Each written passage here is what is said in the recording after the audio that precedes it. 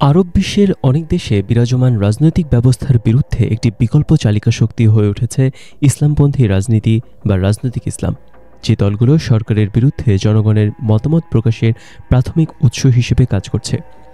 বর্তমান পরিস্থিতি নিয়ে জনগণের ক্ষোভ, অসন্তোষ প্রকাশ, জীবনযাত্রার অবস্থা প্রত্যাখ্যান এবং তাদের রাজনৈতিক বিকল্প খোঁজার প্রধান পথ হয়ে উঠেছে এই ইসলামী আন্দোলন। আরব দেশগুলোর শাসকরা কয়েক দশক ধরেই এই আন্দোলনকে দমন করার চেষ্টা করে আসছে, কিন্তু প্রশ্ন হচ্ছে এটি এখনও শেষ হয়ে যায়নি কেন? এই আন্দোলনকে ধ্বংস বা এটিকে প্রতিস্থাপন করার জন্য কি সব ধরনের পন্থাই বেছে নেওয়া হয়নি এতদিন? কঠোর দমন নীতি অনুসরণ, সেনাবাহিনীকে ব্যবহার, রাজনৈতিক নানা খেলার আশ্রয় নেওয়া সহ সবকিছু করেও কেন রাজনৈতিক ইসলামের উত্থানকে থামানো যায়নি? ঐতিহাসিকভাবে এই ইসলামী আন্দোলনকে নির্মূল করতে গিয়ে অনেক বেশি চ্যালেঞ্জের মুখে পড়তে হয়েছে আরব দেশগুলোকে। কয়েক দশক ধরে এই অঞ্চলের দেশগুলোর সরকারের সামনে রাজনৈতিক ইসলাম অব্যাহতভাবে প্রধান বৈরী শক্তি হিসেবে বিরাজ করেছে। সঙ্গত কারণেই তাদের সামনে বড় প্রশ্ন, কেন এই প্রতিপক্ষ অদৃশ্য হতে অস্বীকার করছে? রাজনৈতিক ইসলাম বা এই আন্দোলনকে পরাজিত বা নির্মূল করতে ধর্মনিরপেক্ষতা ও ধর্মীয় নতুন বিকল্প সামনে আনার জন্য এসব দেশের সরকারগুলো সব ধরনের চেষ্টা করেছে। এজন্য বল প্রয়োগ থেকে শুরু করে নিয়ন্ত্রণের মধ্যে রাখার চেষ্টা করা সহ যত পদ্ধতি আছে তার সবই প্রয়োগ করা হয়েছে। সামরিক কিংবা রাজনৈতিক উদ্যোগও বাদ যায়নি, কিন্তু ব্যর্থ হয়েছে সব চেষ্টাই। রাজনৈতিক ইসলামের এই আন্দোলন পশ্চিমাদের বিভ্রান্তির মধ্যে ফেলে দিয়েছে। ইসরায়েল এটাকে তাদের অস্তিত্বের জন্য গুরুতর হুমকি হিসেবে দেখে। ইসরায়েল মনে করে আরব দেশগুলোর চেয়েও এই ইসলামী আন্দোলন তাদের জন্য অনেক বেশি বিপজ্জনক। কিন্তু এত সরকারি নিপীড়নের মধ্যেও এই আন্দোলনের টিকে থাকা এবং বারবার ঘুরে দাঁড়ানোর পেছনে গোপন রহস্য কী? গত শতকের ৯০-এর দশকের মাঝামাঝি থেকে আরব বসন্তের পর পর্যন্ত এই দীর্ঘ সময় অনেক গবেষক এবং বিশেষজ্ঞ বারবার এই কথা বলেছেন যে রাজনৈতিক ইসলামের অস্তিত্ব শেষ পর্যন্ত টিকবে না, বিলীন হয়ে যাবে। কিন্তু তারা পরিস্থিতিকে ভুলভাবে বুঝেছেন এবং ভুলভাবে বিশ্লেষণ করেছেন, যে কারণে তারা এই আন্দোলন সম্পর্কে একটা ভুল ধারণা উপস্থাপন করেছেন। রাষ্ট্রীয় নিপীড়নের প্রতিটি পর্যায়ে রাজনৈতিক ইসলাম বারবার হোঁচট খেয়ে অস্তিত্ব সংকটের মুখে পড়েছে, কিন্তু প্রতিবারই ইসলামপন্থীরা নতুন কৌশল, দৃষ্টিভঙ্গি এবং নতুন নেতৃত্ব নিয়ে ফিরে এসেছে দৃশ্যপটে। আর এটাই গবেষক বিশ্লেষকদের এই আন্দোলন সম্পর্কে নতুন করে ভাবতে বাধ্য করেছে। তারা ভালো করে জানার চেষ্টা করেছেন রাজনৈতিক ইসলামের ধারা, এর উৎপত্তি ও বৃহত্তর প্রেক্ষাপট সম্পর্কে। আরব শাসকরা যখন রাজনৈতিক প্রক্রিয়ার মাধ্যমে ইসলামী শক্তিকে প্রান্তিক পর্যায়ে ঠেলে দেওয়ার চেষ্টা করেছে, সেটা ভোটের মাধ্যমে দুর্বল করা হোক বা রাজনৈতিক প্রক্রিয়ার বাইরে রাখার মাধ্যমেই হোক, তখন ইসলামী আন্দোলনগুলোর সশস্ত্র শাখার সামনে এসে দাঁড়িয়ে গেছে। তখন তাদের একমাত্র বিশ্বাস এটাই ছিল যে অস্ত্র ও বিপ্লবী হচ্ছে এই স্থিতাবস্থাকে মোকাবেলা করার একমাত্র পথ। ইসলামিক স্টেট বা আইএস যখন সাময়িকভাবে পিছু হটল, তখন হামাস সামনে এগিয়ে এলো এবং 2023 সালের 7 অক্টোবরের হামলার মাধ্যমে কাঁপিয়ে দিল ইসরায়েল ও পুরো বিশ্বকে। গাজা উপত্যকার ইসরায়েলি ফিলিস্তিনি গণহত্যা নিয়ে আরব দেশগুলো যখন মুখে কুলুপ এঁটে বসেছিল, এর প্রতিবাদে সেই সময় নতুন কিছু ইসলামী সংগঠনের অভ্যুদয় ঘটে দৃশ্যপটে, যার প্রমাণ দেখা গেছে অতীতেও। সাম্প্রতিক সময়ে এর সর্বশেষ উদাহরণ দেখা গেল সিরিয়ায় হায়াত তাহরির আল শাম নামের একটি ইসলামী সংগঠনের বাশার আল আসাদকে ক্ষমতাচ্যুত করার মাধ্যমে। ইসলামপন্থীরা যে কেবলই স্থানীয় একটি সংগঠন বা শক্তি, তা ভাবলে ভুল হবে। তারা তাৎপর্যপূর্ণ আঞ্চলিক শক্তি হিসেবেও আবির্ভূত হয়েছে এরই মধ্যে।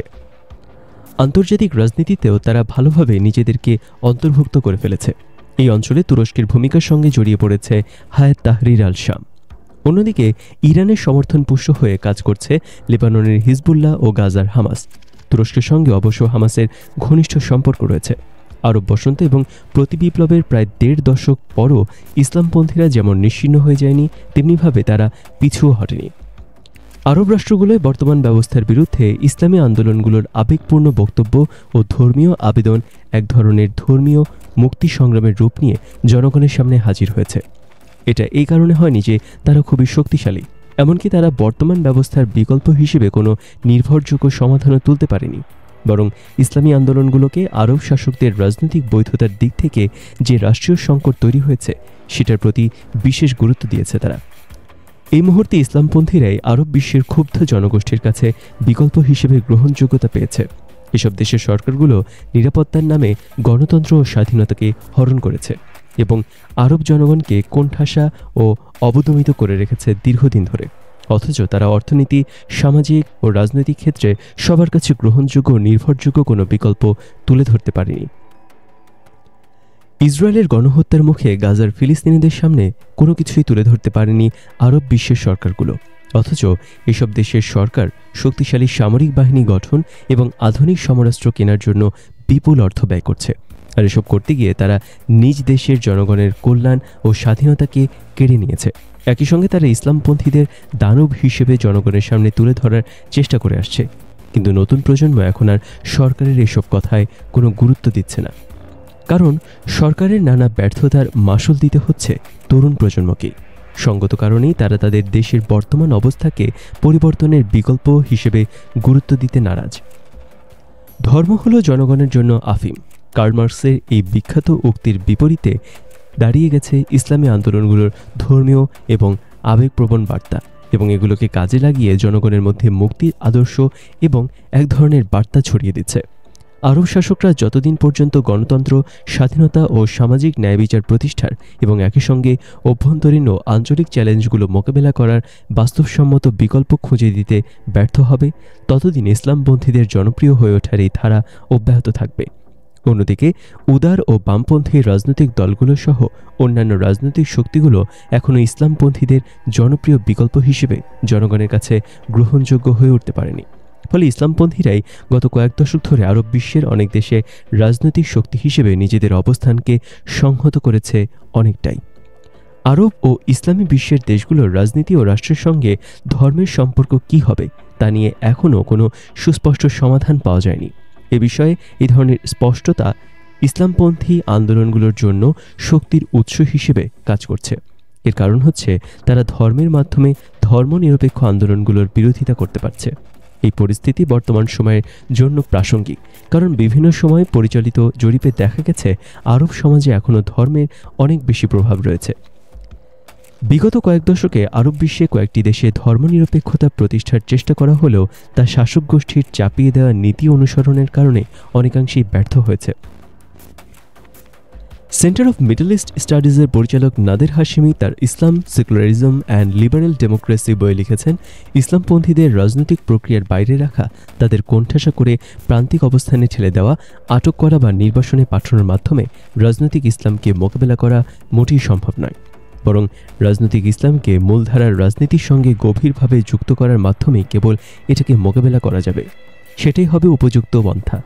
রাজনৈতিক ইসলাম বা ইসলামী আন্দোলনগুলোর সঙ্গে তাল মিলিয়ে চলতে গেলে তাদের সমাজের ভেতরে রেখে রাজনৈতিক প্রক্রিয়ার অংশগ্রহণ করতে দেয়াই হবে উপযুক্ত পদক্ষেপ। এর ফলে তারা গণতন্ত্র, বাস্তবতা এবং বিভিন্ন মতবাদ গ্রহণে উদ্বুদ্ধ হবে এবং সমাজের সঙ্গে মিলেমিশে কাজ করতে আগ্রহী হবে।